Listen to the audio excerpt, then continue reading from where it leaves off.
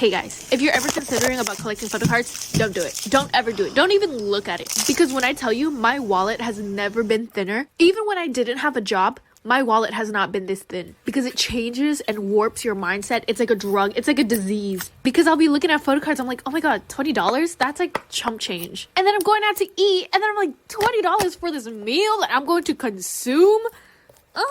I'll pass. Not to mention, when you start collecting, you want to collect more. You're going to collect 50 other people. You're going to be collecting all their photo cards and all their album cards.